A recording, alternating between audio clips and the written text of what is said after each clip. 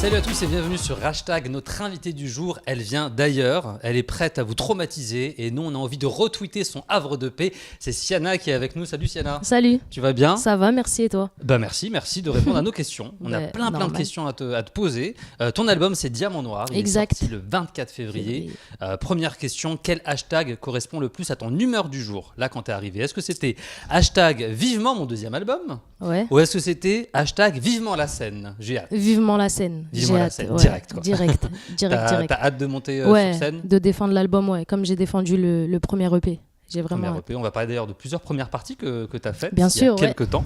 Mais avant, du coup, Diamant Noir, est-ce que c'était un clin d'œil à Diams? Parce que moi, tout de suite, j'ai pensé à Diams. Bien je sais sûr. Pas si c'était le cas. Mais ouais, c'était un petit clin d'œil et on a rajouté Noir pour mon identité. Dire que aussi Siana, c'est Siana et Diams, c'est Diams. Mais c'est un gros clin d'œil même à Diams et toute sa carrière. C'est l'artiste que tu écoutais déjà à l'époque, que tu suivais? Beaucoup, que je respecte énormément.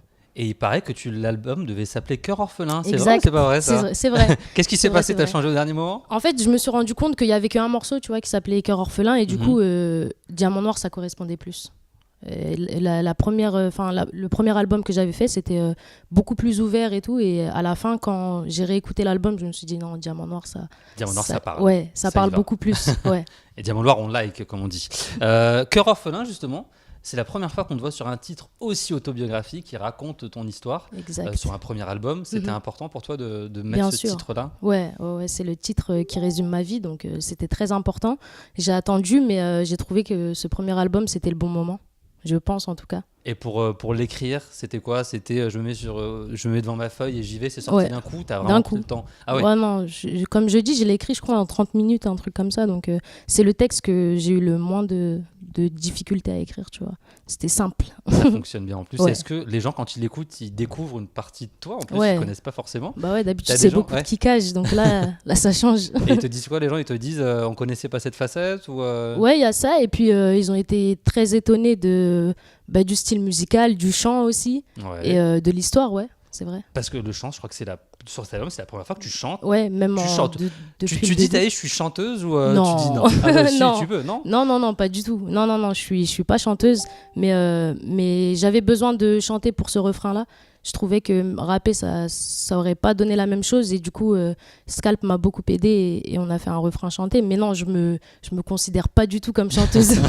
Excellente rappeuse en tout cas. Excellente rappeuse et le titre est très réussi. Sur l'album, il y a des sons qui bougent, comme N'essaye pas, il y a des sons plus posés, j'oublie pas. Ces deux ambiances-là, c'est vraiment ton univers à toi ou t'as réfléchi avant de te lancer sur Non, c'est vraiment moi. Moi, quand j'écoute du son, par exemple, dans ma voiture, je peux passer d'un truc très, très kické à un truc très, très doux. Et du coup, même pendant les bouchons, comme ces derniers jours. Ouais. Comme là, tout de suite, même. ouais. Non, c'est vraiment moi, cet album, tout, de A à Z. Et il y a un excellent titre qui est mon titre préféré, je peux le dire ou pas? Dis-moi. C'est Reine des Neiges avec Soprano. Sopra, ouais. Parce que tu dépeins un petit peu les filles superficielles qui cherchent la célébrité. Alors, est-ce qu'il y en avait beaucoup autour de toi pour que ce soit aussi bien écrit? Beaucoup, non, je sais pas. Après, il y en a. Et en fait, comme je dis toujours, ce texte, c'est ma petite sœur qui m'a inspirée. Parce qu'à l'époque et un peu maintenant, mais elle était très fan de Nabila, tu vois. Elle aimait beaucoup Nabila. Je croyais que tu allais dire elle est très fan de la Reine des Neiges. Ah non, non, elle est un peu grande quand même pour ça.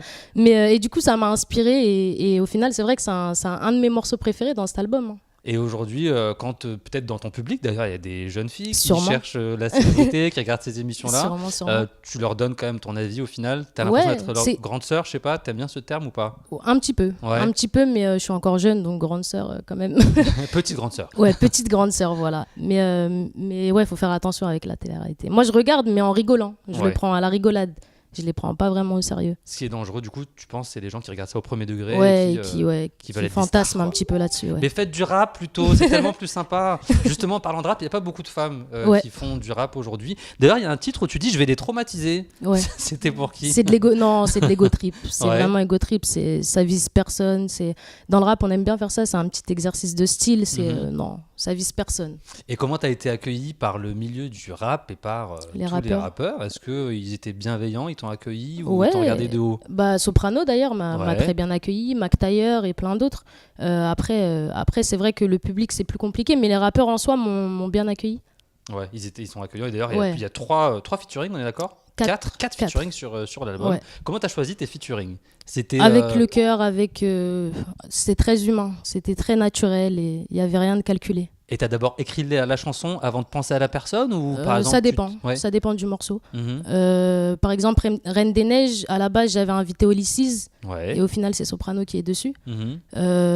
Après, par exemple, Charbonné, c'était directement Esprit Noir. Non, ça dépend en fait, ça dépend du morceau. Très bien. En tout cas, c'est des très beaux duos. Sur les réseaux sociaux, il y a quelques personnes qui disent que ton son ressemble à celui de MHD ou que celui de MHD ressemble à ton son à toi, qu'il y a des petites similitudes. Ça t'inspire quoi? Est-ce que tu trouves qu'il y a des similitudes ou aucun rapport? Pas du tout. Non? Non, vraiment pas du tout. Ça me choque. Non, pas du tout.